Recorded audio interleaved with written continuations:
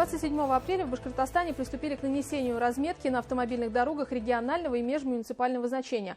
Как сообщили в Минтрансе в Башкортостана, объем на этот год 8800 километров дорог. Обсудим подробно прямо сейчас в программе интервью вместе с гостем. Сегодня вместе с нами исполняющий обязанности министра транспорта и дорожного хозяйства Башкортостана Виктор Жульков. Виктор Михайлович, здравствуйте. Здравствуйте. Благодарим вам за то, что вы нашли время в плотном графике, чтобы прийти к нам в студию и рассказать подробнее. Итак, какой объем денежных средств запланирован на вот эти работы? Ну, согласно территориальному заказу, в этом году выделено у нас 317 миллионов на разметку региональных межмуниципальных дорог, на которые мы должны разметить как региональные, так и межмуниципальные дороги. Это порядка, как вы сказали, 8800 километров будет. Да. Виктор Михайлович, что касается графика работ, то какие планы здесь и каким образом будет осуществляться контроль качества? Ну, график простой. Начинаем с сегодняшнего дня. Запланировано окончание приблизительно 15 июня. Так как термопластом необходимо носить только при температуре свыше 10 градусов, поэтому есть определенные условия, погодные условия, при которых мы можем носить. Поэтому немножко график такой-то растянутый у нас. А так, в общем-то, контроль качества проводит как заказчик, проводит обязательно специализированная лаборатория есть у нас у заказчика, у управления дорожного хозяйства, который, в общем-то, проверяет все параметры уложенной краски и термопласта. Также перед началом производства работ подрядчик представляет все сертификаты и гарантии на поставляемую продукцию. Каким образом определялись подрядчики? Согласно аукционно-конкурсной документации, которую провел управление дорожного хозяйства, подрядчик был определен на основании 44 ФЗ. Виктор Михайлович, термопластик и краска в каких случаях используется тот или другой вариант, да? И вот как вы оцениваете такие приемы? Ну, термопластик применяем в основном на тех дорогах, которые региональные дороги, и те дороги межмуниципальные, которые имеют на высокую интенсивность движения, где наибольшая стираемость краски, был бы краски. К сожалению, не везде получается термопластом, потому что, в общем-то, есть местами недоремонт, и нанесение термопласта на этих дорогах не имеет смысла, потому что он не держаться не будет. Поэтому в таких местах мы будем наносить краской. Как вы оцениваете сотрудничество с муниципалитетами? Вот как они осуществляют тоже контроль? Ну, контроль осуществляют, у них своих тоже есть лаборатории, есть в городе, например, своя лаборатория тоже обеспечена всем оборудованием. У федералов есть свои лаборатории тоже оборудованные, которые обеспечивают именно нормальную приемку качества работ. Правильно ли информация, что если стерся термопластик порядка 25%, то уже по гарантии его должна быть произведена замена? Вот здесь вот какие еще есть нюансы? Ну, тут не стерлась, а светоотражаемость такая называемая. Если светоотражаемость упала ниже 20% при определенным срокам эксплуатации, то да, само собой, после замеров гарантийного, в течение гарантийного срока обязан подрядчик восстановить за свой счет. Очень масштабные работы – это ямочный ремонт. Какие у нас вот планы здесь? Ну, также мы продолжаем, начали уже как недели-две, как горячим асфальтом ямочный ремонт. На данный момент уже оцифровано порядка 56 тысяч дефектов, из них 26 уже отремонтировано. Работы ведутся в плановом режиме. Угу. Ну, поподробнее, пожалуйста, вот как могут автомобилисты сообщить о яме на дороге увиденной, и потом по цепочке, как это все следует до завершения? Ну, на данный момент они могут просто сообщить в социальных сетях, и мы на это реагируем.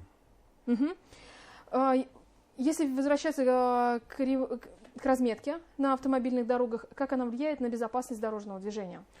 Ну, мы все автомобилисты, все видим, что по появлению разметки намного более мы становимся информированы о движении. То есть разметка разделяет потоки встречные, направление движения по полосам, краевую сторону обеспечивает нам видимость обочины. Также немаловажно и разметка на пешеходного перехода, который мы видим уже бело-желтым цветом, мы уже видим, что это обозначен пешеходный переход. То есть очень сильно влияет на безопасность. Вот в целом, если говорить про безопасность движения, это вопрос, на который постоянно обращает внимание глава Башкортостана Ради Хабиров. Да? Вот с начала года какова картина? Ну, на данный момент, по состоянию на 26 число, состояние погибло у нас в республике 102, к сожалению, 102 человека. Это на 2 человека больше, чем по сравнению с прошлым годом. У нас, правда, поставлена задача как и ради правительства, так и федеральной программой «Безопасность дороги» не более 400, но я думаю, мы должны с этим справиться. Мы прикладываем все усилия.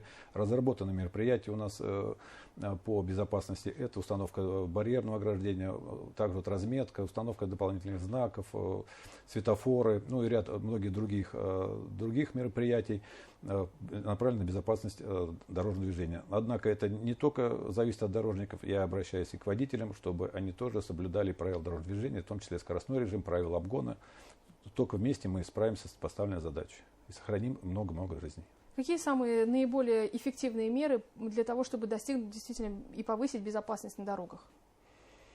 Ну, во-первых, это, конечно, установка всех дорожных знаков, разметки, в общем-то, удерживающих ограждений, всего комплекса работы, который связан с обеспечением безопасности дорожного движения. В том числе, ну и плюс камеры сейчас, конечно, мы ставим. Вот здесь поподробнее. Камеры фото- и видеофиксации, очень большие планы тоже были у республики увеличивать их количество, да? Вот уже что сделано и какие перспективы? Ну, как и стоит задача у нас в этом году установить порядка 800 камер. Сейчас идут конкурсные процедуры, готовится документация. Я надеюсь, мы в июне отторгуем и к концу уже лета начнем получать установленные камеры. До конца года мы должны установить 800 камер. Из них 100 камер мы должны установить на федеральной дороге. Виктор Михайлович, общественный транспорт. Здесь у нас как оцениваете ситуацию? Ну, общественный транспорт у нас, в общем-то, в принципе, да, понятно, что тяжелые сложности есть у нас в этом, да и нехватка и автобусов, и нехватка водителей, но Башавтотранс и другие перевозчики, в общем, стараются работу выполнять качественно, в общем-то. Ну, бывает, конечно, недовольство жителей, но мы на них реагируем, исправляем эту ситуацию. Будем дальше исправлять эту ситуацию в дальнейшем. Ну и не могу не спросить, Виктор Михайлович, реконструкция развязки в Уфе на Заки-Валиди, проспект Салават Юлаева, все ли идет по плану, корректируется ли что-то? Ждем вот к сентябрю. Планы не сдвигаются? Планы не сдвигаются. Вы видите, уже начали монтировать балки на одном пролете. Это, в общем, довольно-таки успешные темпы. Мы должны в августе запустить путепровод. Уже в августе? В августе путепровод должны запустить. Ну, 1 сентября, август уже. Поэтому, да. Ну и впереди вот лето. Какие меры тоже здесь будут приниматься? Говорилось о том, что будет стоять эвакуатор. Если там нужна будет экстренная помощь какому-то автомобилисту, да, которого машина сломалась из-за жары, возможно. Может быть, что-то еще обсуждается? Ну, вы сейчас, если обратите внимание, пробок почти там нету, в общем-то, в принципе. Это первоначально, да, возможно, нужен был эвакуатор, а сейчас, в общем-то, движение там нормализовалось, и больших пробок нету. Просто в момент пятницы там, или воскресенья город регулирует по светофору, то есть у них продолжительностью зеленого или красного сигнала светофоров, и этим, в общем-то, снижается количество пробки. Ну и впереди длинные майские выходные, нагрузка на дороге будет повышена. Вот как здесь будет баланс соблюдаться? Ну, это, в общем-то, в принципе, нормальный режим выходного дня. Да, вот, дорожники готовы к этому, и мы просим просто-напросто соблюдать правила дорожного движения в этом деле. А так мы со своей стороны все сделаем, чтобы был безопасный и качественный проезд по нашим дорогам. Виктор Михайлович, спасибо вам большое за интервью. Обязательно ждем вас в гости еще на студии БСТ. Хорошо, спасибо. До свидания. Сегодня гостем программы «Интервью» в эфире главного телеканала Республики был исполняющий обязанности министра транспорта и дорожного хозяйства Башкортостана Виктор Жульков, и мы говорили о безопасности в целом на дорогах. Берегите себя, смотрите БСТ, не переключайтесь.